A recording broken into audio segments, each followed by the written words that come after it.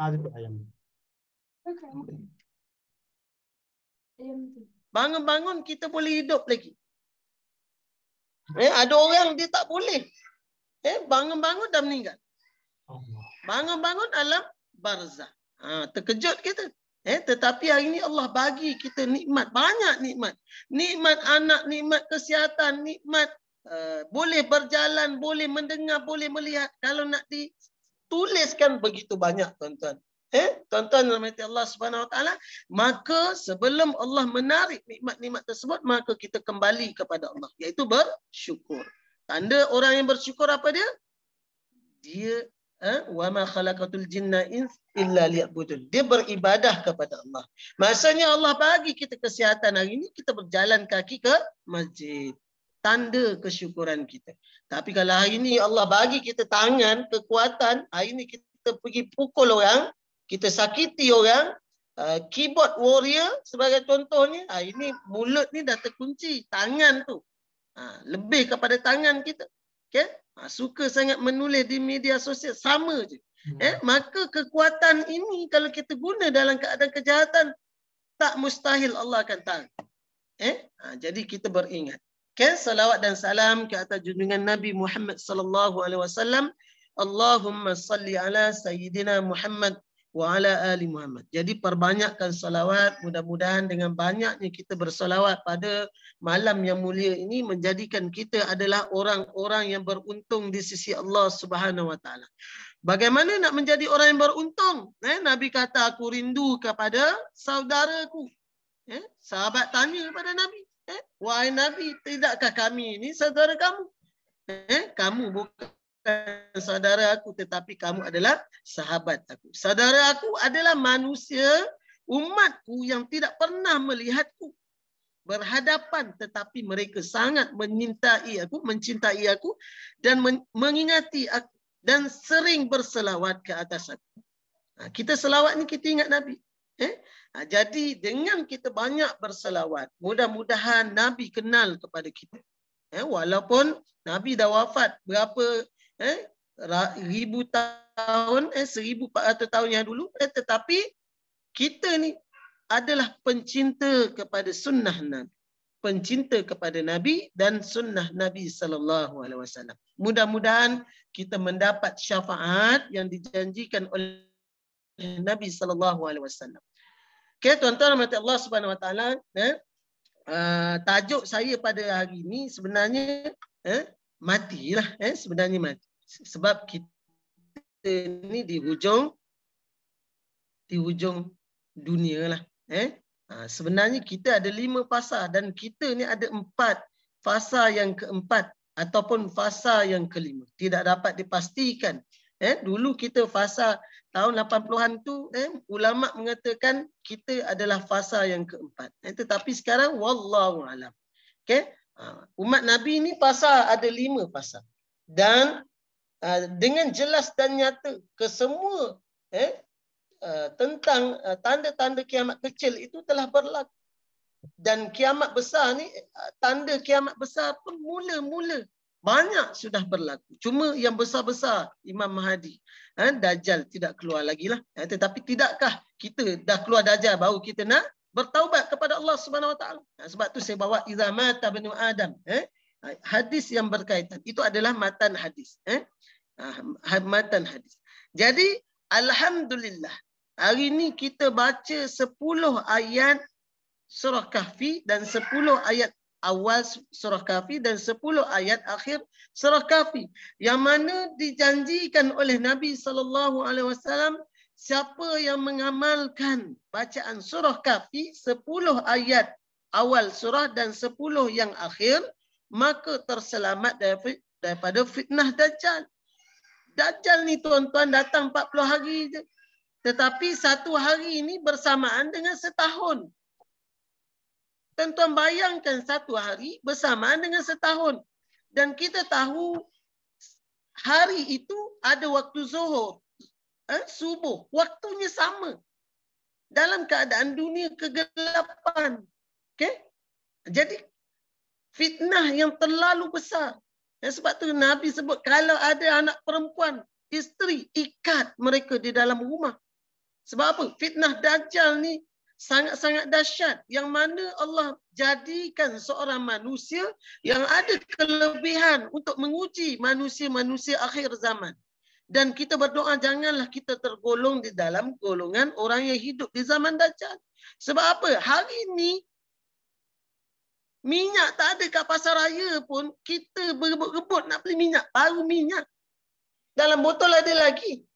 Tetapi minyak tu kita berebut. Ada YouTuber letak 10,000. Ni 10,000 dalam satu kad. Berlumba-lumba manusia nak main. Saya tak perlu sebutlah siapa YouTuber permainan tu kan. Dia kena join permainan tu. Nak katanya 10,000 manusia sanggup berpijak-pijak, tak ada kesedaran tentang kematian ataupun tidak menjaga langsung antara satu sama lain. Perempuan dengan lelaki tiada ikhtilat. Percampuran antara lelaki dan perempuan adalah haram. Kerana 10,000 kita hanya menggadaikan agama kita. Dan terjadilah satu perkara yang tak dapat dan viral perkara tu, bawa bini. Okey?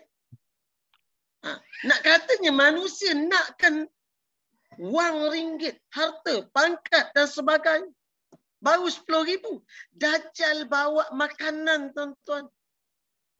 Dajjal bawa makanan. Yang ketika itu kemarau yang panjang. Boleh bayang tak? Dalam keadaan kemarau, Dajjal datang kepada kita, offer, engkau ngaku tak aku ni Tuhan? Kau kena ngaku aku ni Tuhan. Kalau kau ngaku, aku akan turunkan hujan. Kalau kita mengaku on the spot, hujan turun dan Dajjal akan beri apa yang kita nak. Makanan tak ada. Nabi sebut zaman itu makanan kita hanyalah zikir kepada Allah. Begitu dahsyat, tuan-tuan. Sebab itulah kita berdoa, ya Allah, janganlah kita ni tergolong di dalam golongan yang hidup ketika keluarnya Dajjal. Sebab kita rasa memang tak mampu. Dengan fitnah yang begitu besar. Dan fitnah yang paling besar adalah Dajjal. Okay? Jadi saya nak bawa kesedaran ini kepada tuan-tuan. Maka kita amalkanlah apa yang kita baca pada hari ini. Amalkan setiap hari. 10 awal dan 10 akhir surah Kahfi. Tak susah, senang. Kalau tak pandai baca, 40 akhir kita baca sama-sama. Tak boleh juga baca hafal. Okay? Siapa tak pandai baca Quran kena hafal. Hafal ni mudah. Jangan hafal, maksudnya jangan hafal membabi buta lah. Maksud saya menghafal tu tanpa berguru. Kena berguru. Maksudnya sahkan bacaan kita. Kita hafal sendiri tak apa. Cuma sebelum kita menghafal, kita jumpa dengan ustaz. Bertalaki sepatutnya begitu. Tetapi kalaulah tak mampu sangat, buka YouTube, dengar. Hari-hari kita dengar, mudah-mudahan kita hafal, tuan-tuan. Sebab apa? Sejarah membuktikan Fatihah kita tak pernah menghafal. Siapa pernah hafal Fatihah? Saya yakin dan percaya tak ada orang yang hafal Fatihah. Dia hanya dengar daripada surau, dia dengar daripada orang baca dan dia membaca sikit-sikit. Lama-lama dia akan jadi ingatan kekal gitu. Sebab tu hari ini kita tak pernah tinggal, tak pernah salah Fatihah. InsyaAllah lah. Jadi tuan-tuan nama Allah Subhanahu Wa Taala, saya nak mengambil apa yang kita baca tadi ibrah. Maksudnya kita amalkan apa yang kita baca tadi. Okay? Sebab dalam riwayat Imam Muslim kata, yang maksudnya sesiapa yang menghafal 10 ayat daripada awal surah Kahfi akan terselamat daripada fitnah Dajjal. Maka dia orang-orang yang terselamat. Dan dalam riwayat yang lain pula, dalam Imam Abu Daud, Sunan Abu Daud, barang siapa yang menghafal ayat akhir daripada surah Kahfi akan terpelihara daripada fitnah Dajjal. Maka 10 awal dan 10 akhir ini ada manfaat. Jadi tuan-tuan dan Allah Subhanahu Wa Taala, semoga kita membaca dan mentadabbur ayat-ayat Quran. Okey, jadi saya nak masuk dalam tajuk kita lah. An Abi Hurairah anna Rasulullah sallallahu alaihi wasallam idza mata ibnu Adam inqata'a anhu amaluhu illa min salas sadaqatin jariyah aw ilmin yuntafa'u bih aw waladin salih yad'u lah, rawahul Muslim. Hadis ni ada banyak matan dan saya ambil satu je lah, riwayat Imam Muslim. Apa maksudnya? Daripada Abu Hurairah. Sebenarnya baca hadis haddasana. Dikabarkan daripada si fulan kepada si fulan, panjang lagi. Tetapi kita baca matan an Abi Hurairah. Daripada Abi Hurairah. Siapa Abu Hurairah? Abu Hurairah ni bapa kucing. Nama dia Abu Hurairah ini bapa kucing. Kenapa nama dia bapa kucing? Zaman Nabi itu tiba-tiba kucing keluar daripada jubah dia. Dia ni suka kucing. Abu tu bapa, Hurairah kucing. Okay, jadi Nabi lakabkan kepada dia, gelarkan dia adalah bapa kepada kucing sebab dia sayang sangat kepada kucing. Orang Arab kan jubah kan pendek, kita je jubah yang panjang.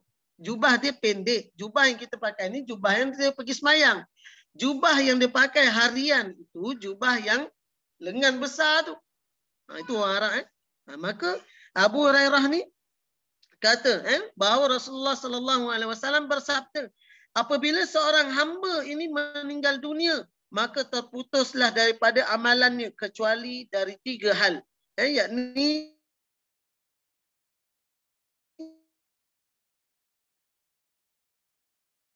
sedekah jariyah pun daripada ilmu yang bermanfaat, awaladin salih yad'ulah, ataupun daripada anak yang soleh yang mendoakan. Jadi apa maksud hadis ni sebenarnya? Hadis ni nak kata bila kita mati, saya rasa ramai dah tahu hadis ni.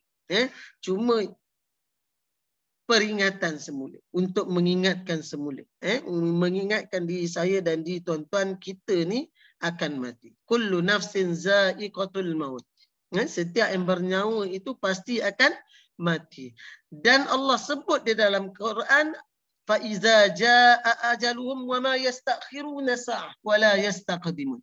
Dan apabila sampai ajal, tempoh. Ajal ni tempoh. Sebab tu kita hidup ni bukan membilang nombor, tetapi mengurangkan nombor. Tetapi kita tak tahulah berapa. Hanya Allah sahaja yang tahu. Sebab bila kita berumur 4 bulan di dalam kandungan, Allah tiupkan segala-galanya berkaitan dengan diri kita. Tentang rezeki, apa yang kita pakai, apa yang kita makan, sekian-sekian. Jodoh, apa yang kita, dengan siapa kita berjodoh, berapa jodoh kita. Semua itu adalah jodoh. Ada orang dia bercerai, kahwin sampai 100 kali. Itu jodoh dia. Jangan kita, alah bercerai. Sebab tu jangan kita pertikaikan orang. Sebab Allah dah letakkan di Lauh Mahfuz tentang takdir seseorang tersebut. Tentang jodoh, kematian, rezeki telah ditentukan oleh Allah Subhanahu Wa Taala. Cuma yang kita cari ini adalah lebihan. Bila ada rezeki, Allah kata bila ada usaha ada rezeki. Tetapi pernah tak orang yang baby dia pandai suap tak? Baby pandai suap tak? Tak pandai. Tapi itulah rezeki dia. Allah jamin rezeki. Tapi kita dah besar ini tak. Kita rasa ketakutan.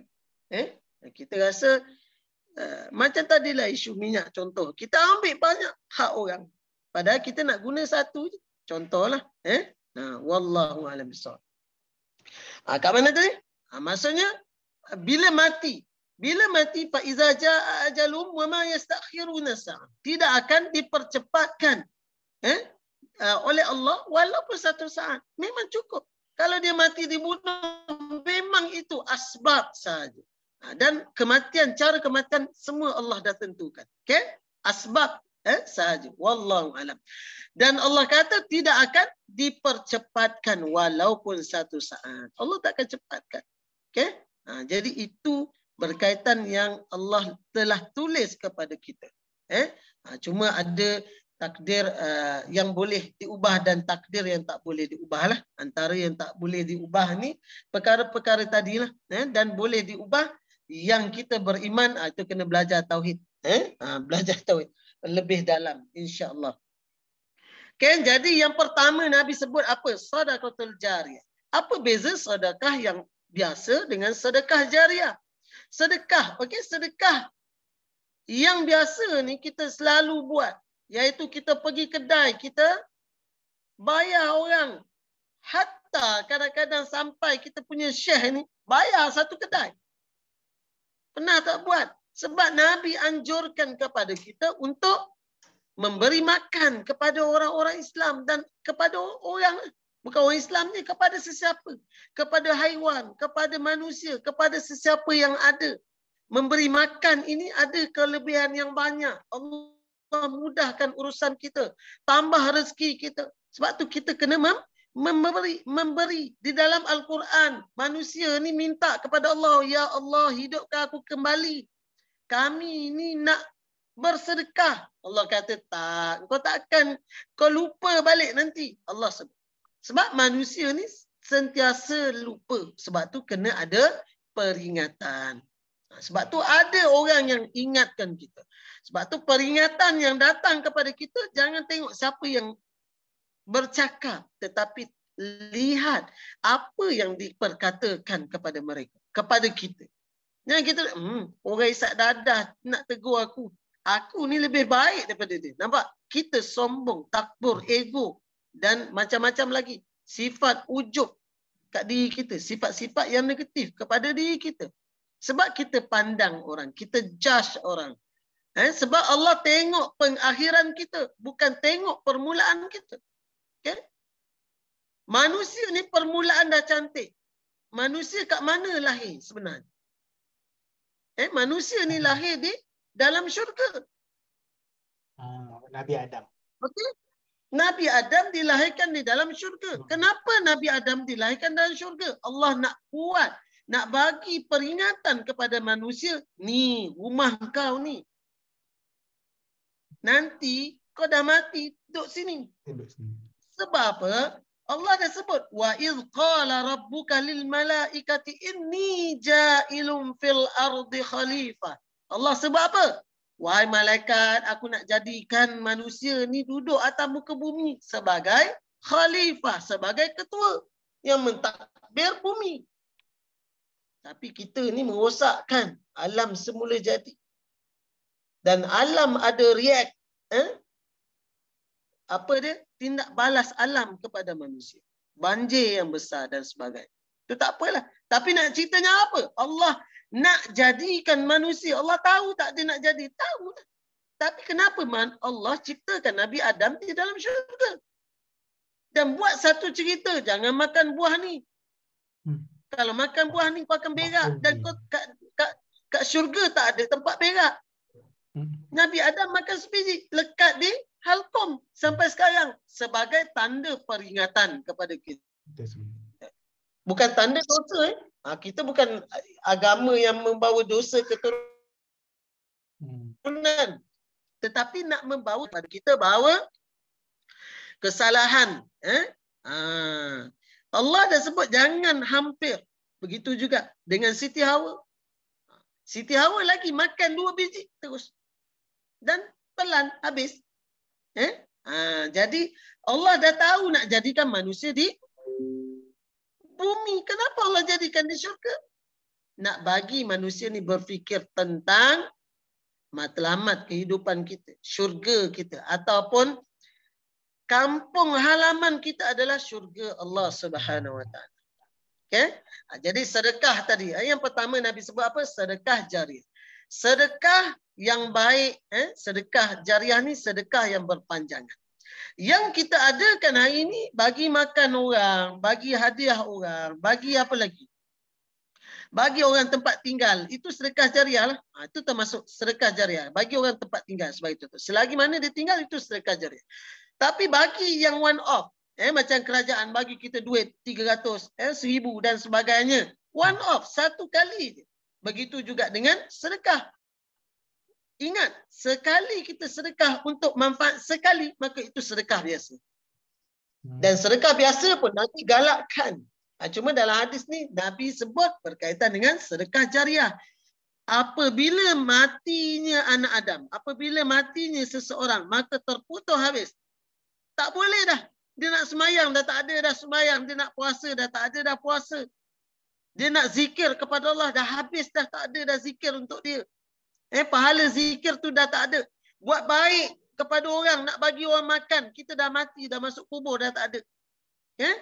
Setiap alam ini, kita tak boleh datang alam yang sebelum. Maksudnya kita dah mati, kita balik alam dunia. Tak boleh. Patah balik. Patah balik. Patah balik tak boleh. Macam sekarang kita alam dunia, patah balik alam rahim. Boleh? Tak boleh. Macam alam rahim, patah balik alam roh. Tak ada. Jadi, begitulah roh yang telah mati tadi, patah balik. Tak boleh. Okay? Jadi, sedekah jariah di sini Nabi sebutkan. Jika nak faham mudah saja. Sedekah yang memberi manfaatnya berkali-kali. Sekali kita sedekah, tetapi manfaatnya berkali-kali. Kalaulah kita ni jutawan, kalaulah kita ni ada kelebihan dari segi kewangan, maka bersedekah jariah lagi. Okay? Sedekah jariah. Sedekah jariah ni tak perlu, tak ada yang mahal, ada yang murah, ada yang tak ada bayaran. Okay? Yang mahal, contoh, Syed Mokhtar Bukhari letakkan masjid di tengah-tengah KL. Setiap kali orang, tu masjid dia, orang dia meniaga untung berganda-ganda dan dia buat satu masjid. Nama dia Masjid Bukhari. Di tengah-tengah KL. Maka siapa yang terdesak, ataupun memang dia nak semayang di masjid. Sesiapa yang semayang di situ, orang yang bekerja kat situ lah. Masjid tu sentiasa penuh. Selagi mana ada manusia yang pijak kaki, yang menggunakan masjid itu untuk beribadah kepada Allah, pahala dia mengalir. Walaupun Syed apa nama dia? Tan Sri Syed Mokhtar Bukhari. Saya pun dah lupa. Tan Sri Syed Mokhtar Bukhari. Tan Sri. Okey, kita panggil Bukhari. Syed Bukhari. Selagi mana dia, bukan selagi mana ada masjid tersebut, walaupun dia dah meninggal beratus-ratus tahun, hatta beribu-ribu tahun, maka masjid itu tetap mengalir pahalanya kepada si tuan yang wakafkan tadi. Wakafkan tadi. Diwakafkan. Wakaf berhenti. Wakaf manfaat yang berpanjangan. Sedekah wakaf. Kalau sinonim kita sedekah jariah ni adalah wakaf. Di Selangor ada wakaf bawah Lembaga Zakat Selangor. Wakaf duit. Tiap-tiap bulan kalau potong. macam kalau masjid buat lot tanah kan dah pembinaan masjid tu kira berpanjangan jugalah kan. Betul. Selagi mana kita ambil lot. Kita nyatakan ini membeli satu lot. Sebab tu dia buka. Dulu contoh Tan Sri tadi, dia kaya lah. Dia beli satu, dia buat satu masjid untuk dia, nama dia seorang. Okay? Sekarang ada buka lot-lot tahfiz, lot-lot masjid dan sebagainya. Selagi mana tempat itu menjadi tempat kebaikan untuk mengingati Allah, tempat untuk orang belajar fi sabilillah, maka akan mengalir pahala itu walaupun kita dah mati beribu-ribu tahun. Itu yang pakai duit. Itu yang mahal. Satu lot mungkin 20,000. Contoh. Saya tak tahulah. Okey? Itu contoh 20,000. Ataupun yang murah sikit. Sedekah berpanjangan juga. Kita belilah satu rehal. Rehal berapa ringgit rehal? Katalah RM15 kan. Tak ada 15 ya, dalam 50, 40. Rehal Quran ni, okey, yang duduk kat depan, soft depan. Rehal kayu. Rehal kayu tu, yang cantik-cantik. Ini bukan rehal yang plastik tu.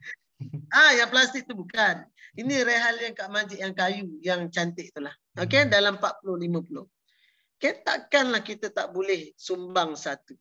Ataupun kerusi plastik orang yang nak duduk. Okey. Rehal kayu ni cepat rosak juga, mungkin 2 tahun, 3 tahun.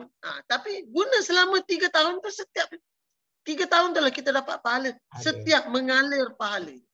Okay? Setiap orang guna dapat pahala. Setiap orang guna dapat pahala.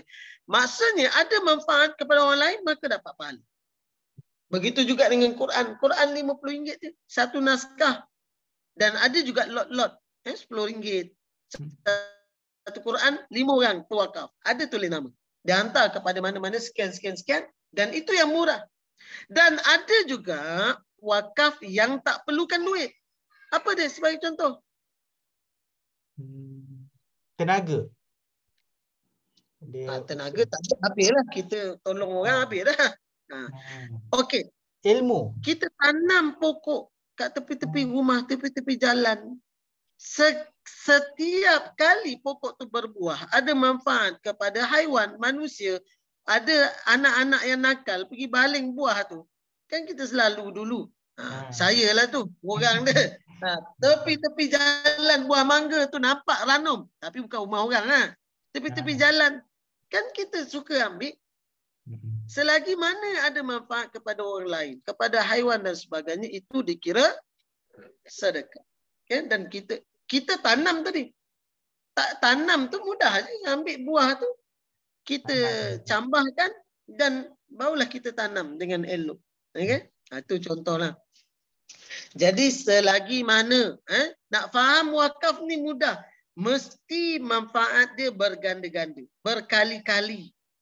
Dan sekarang banyaklah tempat-tempat berwakaf. Sebab tu saya cakap tadi. Di Selangor ada wakaf duit. Maksudnya RM100.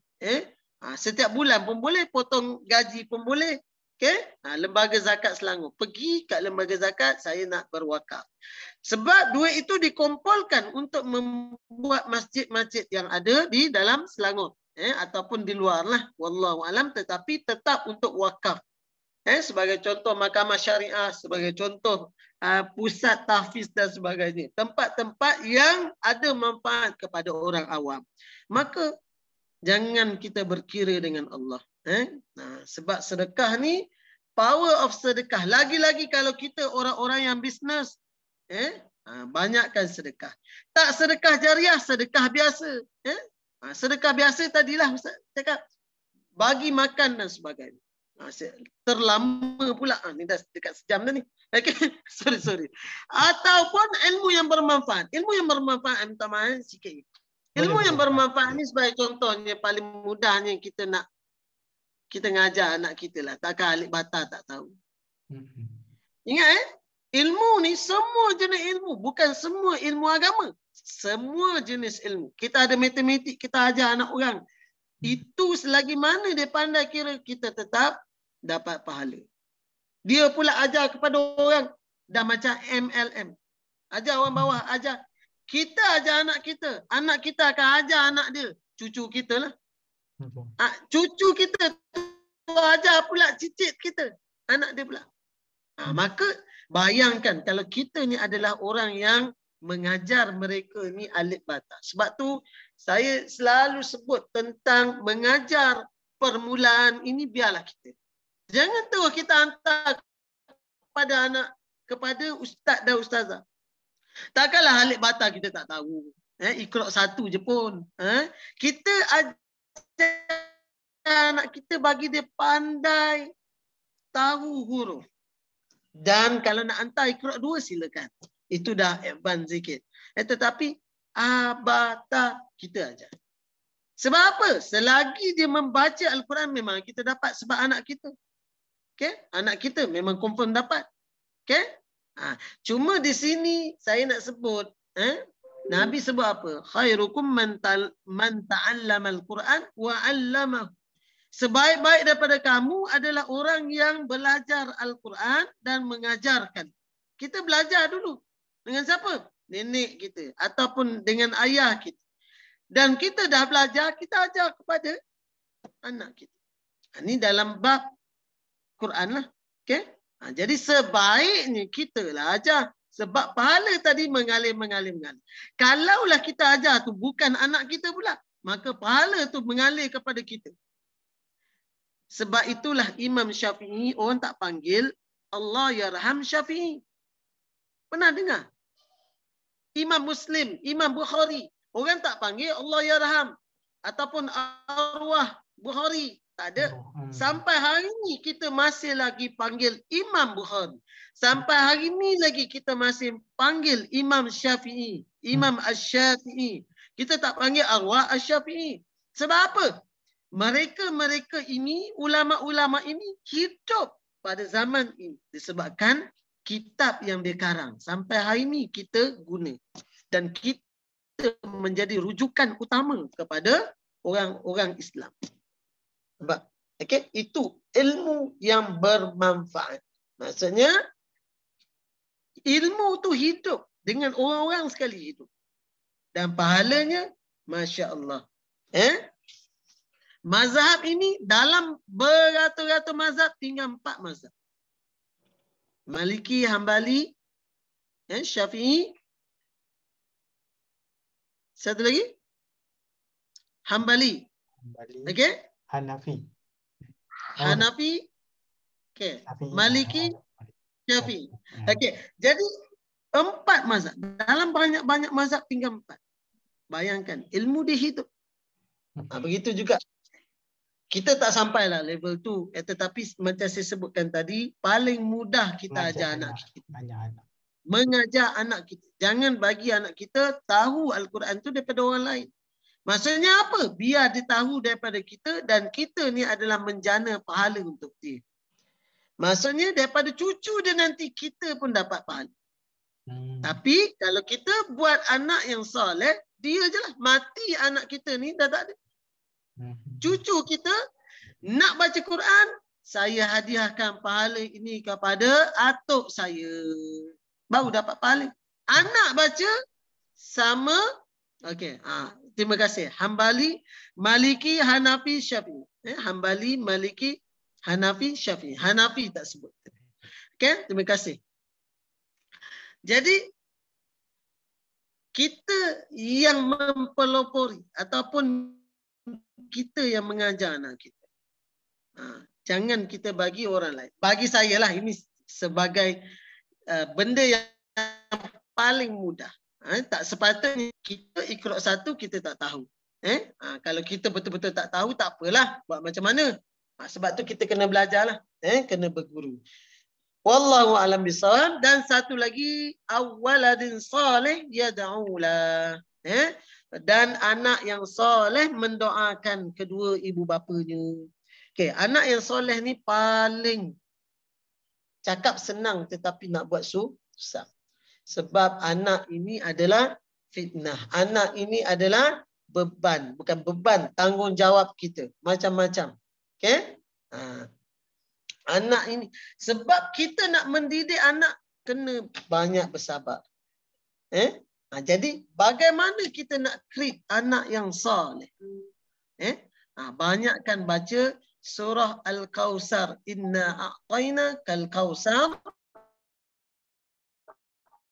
Fasalli li rabbika wa nadaka huwal abtar. Suami yang degil, contoh, isteri masak nasi, baca yang tu. Baca doa lah, ya Allah, lembutkan isteri, lembutkan suami saya. Bukan lembut macam sotong, lembutkan hatinya. Okay? Siapa-siapa yang degil, bacakan itu. Dan tiup dalam air, dalam dan sebagainya. Dan yang pastinya adalah yakin. Bacalah. Sebab apa? Al-Quran ini adalah syifa. Al-Quran ini adalah penyembuh. Baca apa pun.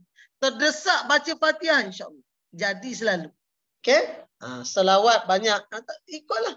Tetapi yang setahu dan yang diamalkan, saya amalkan adalah Inna a'tayna kal-kausar. Fatihah, nasi jadi sedap dan sebagainya.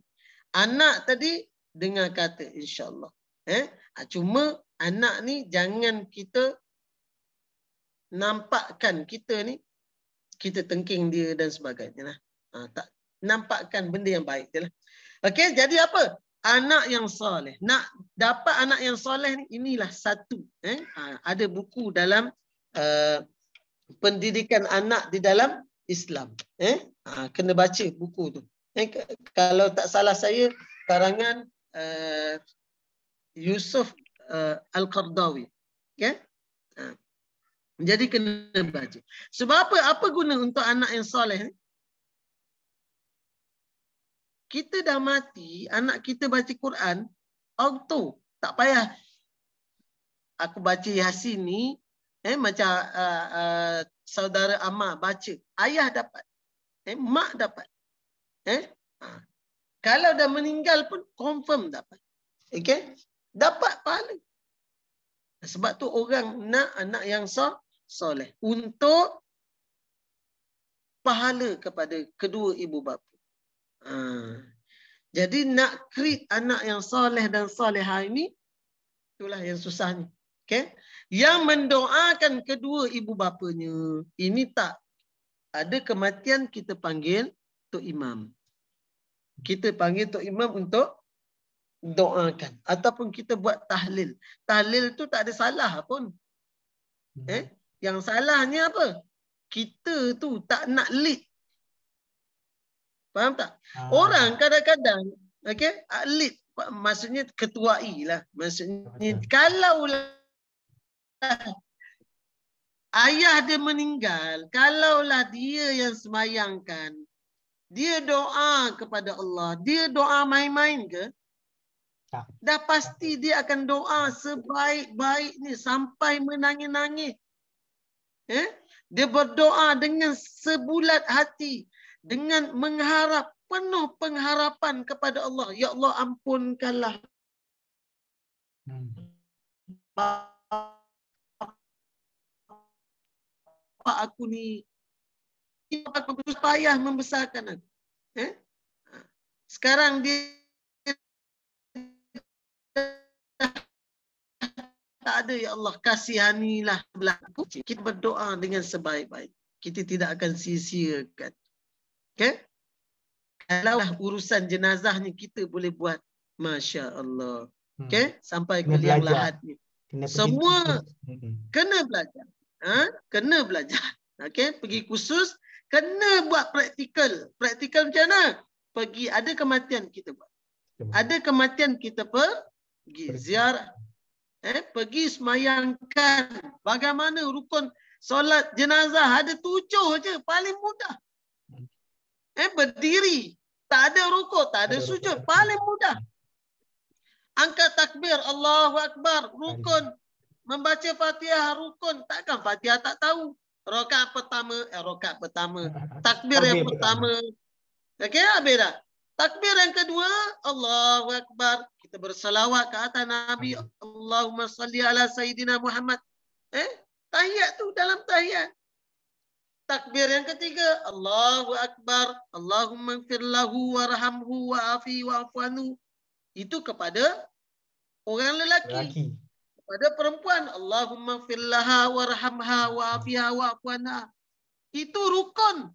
Dan rakaat takbir yang keempat, Allahu Akbar. Ada doa di panjang. Tak hafal yang tu, tak apa. Itu sunat. Dan kita bagi salam. Assalamualaikum. Assalamualaikum. Habis. Okay? 7 rukun.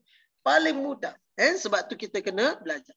Dan biarlah kita menjadi orang yang mengangkat jenazah ayah kita. Memandikan. Takkanlah kita nak pergi khianat ayah kita. Kau tahu ayah aku belakang dia rupanya. Takkanlah kita nak cerita keburukan. Tetapi orang lain boleh tak cerita keburukan ayah kita? Boleh. Selama ni ayah kita pakai baju. Kalau kita tak mandikan, ayah kita itu dimandikan oleh orang lain. Okey? Yang berdepan dengan tak tahu siapa. Tapi kebanyakan tak adalah tukang mandi ni pergi sebarkan cerita. Tapi kalau tak adalah mustika. Kisah ahli kubur. Tanah kubur. Itu kisah-kisah lah. Wallahu a'lam bishawab. Jadi 3 perkara Nabi kata takkan putuslah. Yang pertama, wakaf.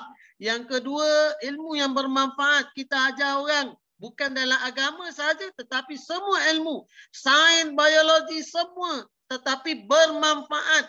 Jangan kita ajar orang tentang keburukan. Betul, Puan. Bila anak-anak yang buat, Puan ke tadi? Mungkin. Okay? Bila anak-anak dia cakap penuh.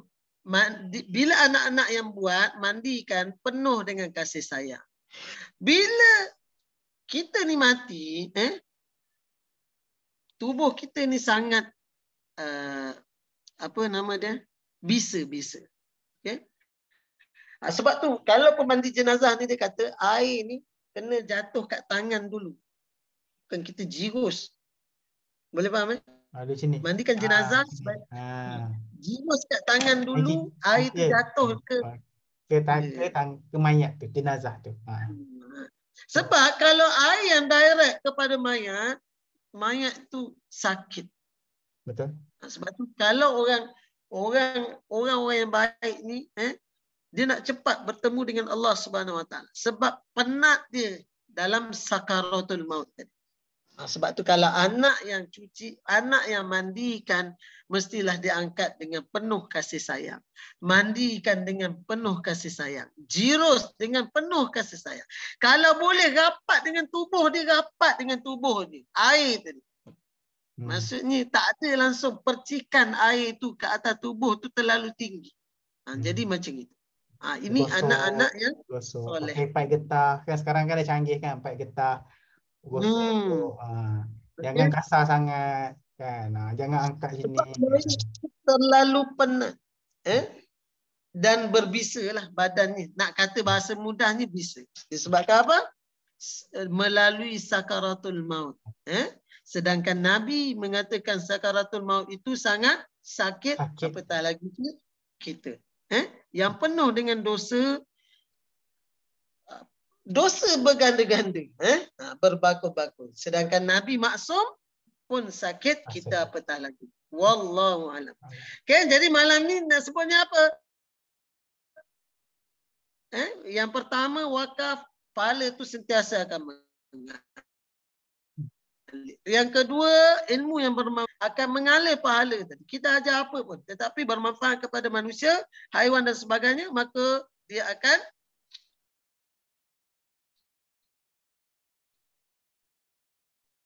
menjadi pahala yang berpanjang.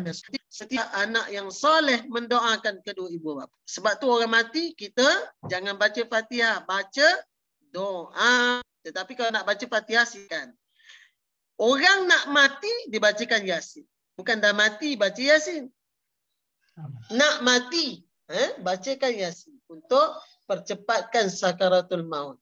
Okay? Sangat sakit. Tetapi boleh tak baca? Dah mati, baca Yasin. Bacalah, tak ada masalah pun. Imam Syafi'i kata sampai kepada si mati, tahlil dan sebagainya, maka bacalah. Tetapi yang pastinya adalah sampai adalah anak. Itu tiada khilaf lah. Tetapi yang tahlil dia tetap ada khilaf dan sebagainya. Siapa nak buat tahlil silakan, tak ada masalah. Tetapi yang paling penting sepatutnya anaknya yang mengetuai perkara tersebut. Mendoakan kedua ibu bapanya yang telah meninggal.